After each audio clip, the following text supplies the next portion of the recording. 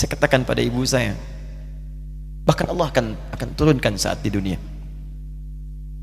Ayah saya meninggal saat saya masuk pesantren, dan baiknya saya rasakan luar biasa. Beliau mengajar di musalla kecil dulu, sekarang jadi masjid. Itu saya selalu di bawah. Beliau mengajar, saya tidur.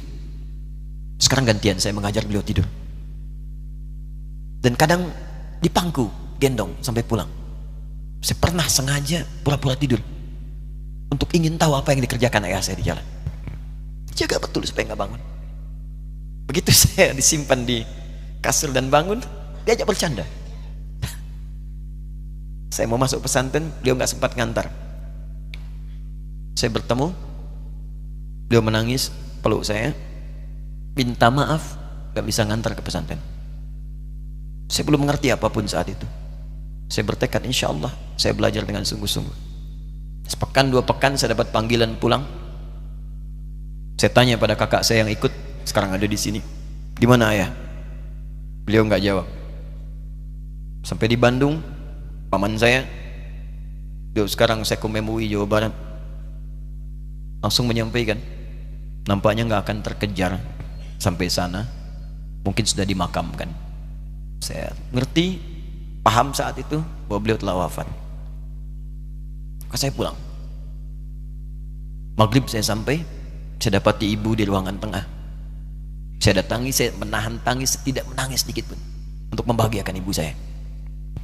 Saya datang, saya peluk, saya temani tidurnya. Itu pertemuan saya dengan ayah saya terakhir di mimpi. Saya bermimpi melihat sudah pakai kemeja, tersenyum, mendadahi saya. Sudah.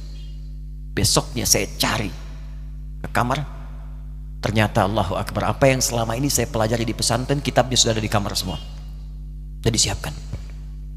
Saya menangis saat itu. Saya bawa mushaf. Jadi bapak saya, ayah saya, itu bajunya pun saat wafat dibagikan kepada sahabat-sahabatnya. Bajunya, kitab-kitab ini dibagikan. Ibu saya menunjukkan kemudian ada jam yang nanti nak pakai. Saya bilang, simpanlah. Saya bawa mushaf. Dengan mushaf itu saya duduk di ruangan tengah, saya menghadap ke kiblat dan saya mohon kepada Allah, ya Allah, saya tak punya kemampuan lagi membahagiakan ayah saya saat hidup di dunia, tapi mohon jadikan setiap huruf dalam Al-Quran ini, ya Allah, pahalanya mengalir untuk ayah saya. Begitu saya bacakan saat itu, tak bisa saya berhenti, dan tiba-tiba langsung masuk ayatnya, artinya, posisinya, nomornya, gak pernah berhenti, masuk. Saya bertekad ingin berbuat baik. Puncaknya saya sekolah, ibu, ya Allah, saya ingin berbakti pada ibunda saya. Anda tahu apa yang terjadi? Demi Allah saya katakan, ketika Anda bersabar, ibu saya, bu, pak, itu krisis 97 Pak. Waktu krisis saya masuk pesantren, saya diberikan sempurna bekal seperti anak-anak lain. Rupanya ibu saya sudah tanya kepada santi-santi, orang tuanya, berapa bekal Anda kasihkan? Dikasih yang paling tinggi itu dikasihkan pada kami tiap bulan. Saya terima. 1 kali libur saya pulang dari jauh, ibu saya tersenyum melihat sedang jemur pakaian, melihat saya. Begitu saya tiba, kaget saya. Ya kok pakaian ibu saya, pakaiannya nggak cocok dipakai gitu. Ini bukan pakaian ibu saya, kayak kain pel lah kalau sekarang.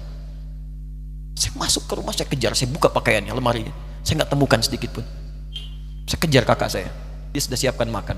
Kak perempuan kami yang kedua, mana pakaian ibu saya? Perhatikan jawabannya. Dia menangis saat itu. Dia bilang, mama itu telah menjual semua perhiasan dan pakaiannya untuk pendidikan kamu. Jual. Untuk kita, katanya. Jual. Dan bertahan dengan 150.000 per bulan saat krisis. Jadi rupanya ibu saya itu makan nasi sehari cuma sekali. Beliau mengajar, di berangkat sekolah itu cuma makan pisang, minum kopi, makan nasinya malam. Saya bilang, ya Allah, saya akan ganti baju ibu saya dengan kain ihram dan saya ganting tangannya di Masjidil Haram. Itu apa yang terjadi? Begitu saya kuliah di Libya, alhamdulillah, saya berangkat, saya mulai mengajar, saya serius belajar. Saat itu kemudian Allah mulai berikan jalan. Saya ingin sungguh-sungguh. Malam saya bangun, saya sholat, saya belajar, saya menghafal Quran, saya belajar riwayat Quran. Sampai puncaknya tiba. Saya ditugaskan pemerintah Indonesia saat itu untuk jadi petugas haji di Mekah. Saya telepon ibu saya. Saya bilang, Ma, saya insya Allah akan haji 2010. Saya telepon Februari saat itu. Saya dengar suara, terbayang wajahnya indah, senyuman, bahagia. Alhamdulillah nak. Kapan berangkat? Tahun ini insya Allah. Saya bilang, dan saya tidak akan pernah berangkat kecuali mama pun akan berangkat. Terdengar nada pesimis tapi senyum. Dari mana katanya? Allah akan kasih, saya bilang. Saya sedang bekerja berusaha karena Allah. Mustahil Allah akan sia-siakan kita. Berapa butuhnya? Porsinya 25 juta. Kapan harus ada? Bulan Juni. Ya, jadi dari Februari ke Juni itu. Ya, Juli bukan Juni, Juli. Ya, jadi saya masih ingat tuh bulan 7 5 bulan itu. Saya ibu, Pak, nabung saya. Saya beli tabungan, saya niatkan untuk ibu saya haji.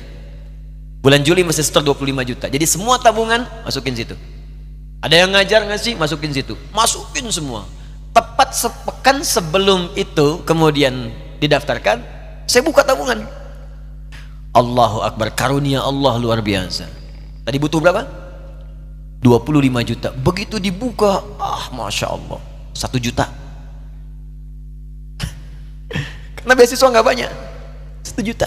Tapi 3 hari sebelum daftar, entah dari mana ibu-ibu pengajian di KBRI datang, Ustadz, ibu katanya mau haji juga ya, Ustadz mau haji ya, ibu ikut ya, sudah nggak usah dipikirin, nanti kami yang pikirkan semuanya. Tiba-tiba dikirim, bayar porsinya di sana, dapat koper paling besar. Bayangkan, tadinya kopernya belum datang, telepon lagi, nak koper belum datang katanya. Saya bilang, Ma, tenang aja, apa hajinya nggak jelas ini? Tidak jelas, saya bilang, insya Allah. Ya. Nah, cuman beritanya berbeda. Begitu saya telepon lagi, Ma, gimana bisa? Nah, telah keluar pengumumannya. Kapan, Ma? 2013. Loh, kan saya hajinya 2010, nggak bisa, harus 2010. Lihat kalimat ibunda saya. Nah, jangan pernah mengambil hak orang lain. Allah kasih 2013, alhamdulillah. Saya bilang, Ma, kita tidak harus mengambil hak orang lain, tapi kita meminta kepada Allah yang memanggil kita. Boleh jadi Allah akan berikan tambahan kuota pada tahun ini. Doa lagi, minta, pulang ke masjid. Tiba-tiba ada sidang oki di Istanbul saat itu, keputusan 1.000. Setiap ada 1.000 muslim, 1 kuotanya. Saat itu Indonesia dapat tambahan 22.000, termasuk ibu saya ada di situ. Ya, acara malam Al-Qadar 27 Ramadan, malam masih ingat betul, saya jadi MC dengan rektor pada saat itu. Saya nggak pernah bawa handphone, tiba-tiba handphone itu saya bawa, berbunyi kemudian telepon itu. Saya minta pada rektor izin, saya angkat dulu, diperkenankan. Saya kemudian ke belakang masjid, saya angkat. Tiba-tiba saya dengar suara sudah menangis. Nah, katanya, kenapa, Ma? Alhamdulillah, Mama bisa haji. Ternyata kuota itu termasuk ibu saya. 5 bulan, Pak. Enak biasa. Nggak bayar tambahan, nggak ada macam-macam, bisa berangkat. Begitu saya berangkat duluan, saya tungguin betul di apartemennya, di maktabnya sampai datang. Begitu sudah datang, saya nggak sapa, saya lihat dari jauh. Bahagianya saya bisa mengganti pakaian tadi yang lusuh dengan kain ihram. Saya perhatikan, saya ikuti dari belakang. Di lift, saya ikuti. Di jalan, saya ikuti. Begitu sampai Masjidil Haram, saya gandeng tangannya. Ma, kita sama-sama. Labbaik Allahumma labbaik. Labbaik la syarika laka labbaik. Saya tawaf, saya gandeng ibu saya lindungi supaya dapat kenikmatan dalam tawafnya. Begitu saya rasakan bagaimana Sayyidah Hajar bekerja keras untuk Ismail. Saya balas di situ. Saya gandeng tangan yang kanan. Saya minta pada Allah, muliakan ibu saya, ya Allah, muliakan ibu saya, muliakan, berikan saya kesempatan membahagiakannya. Cuman yang kanan digandeng, yang kiri kosong, karena sudah tidak ada. Jadi ketika Anda belajar pun untuk menjadi ulama, Allah akan muliakan Anda. Orang tua Anda akan dapat bagiannya. Yang hafal Quran itu Musa, yang bisa haji bapak ibunya. Kemarin saya jadi Amirul Hajj dari kedutaan Saudi berangkat, membawa 350 orang rombongan. Siapa yang saya bawa? Ahli Quran, yang hafal Quran anak-anaknya. Ahmad Kamil yang haji, pengajarnya, murabbinya, ibunya, temannya, banyak yang berangkat. Yang berangkat siapa? Calon ulama. Dijadi ulama itu jangankan sudah jadi, kalau benar caranya, baru bergerak pun Allah pasti akan jaga. Kalau benar caranya. Di satu pertanyaan tadi, pilih mana orang soleh atau ulama? Jangan pisahkan. Karena jadi ulama itu adalah tingkat tertinggi bagian dari orang saleh. Jadi mesti ada yang jadilah di keluarga. Pilih satu mungkin ahli Quran, dua ahli hadis, yang lain dunia, tapi dunia diniatkan membantu ibadah. Jadi arsitek buat bangun masjid, bangun pesantren, pahala banyak. Insya Allah akan dibuka oleh Allah, insya Allah.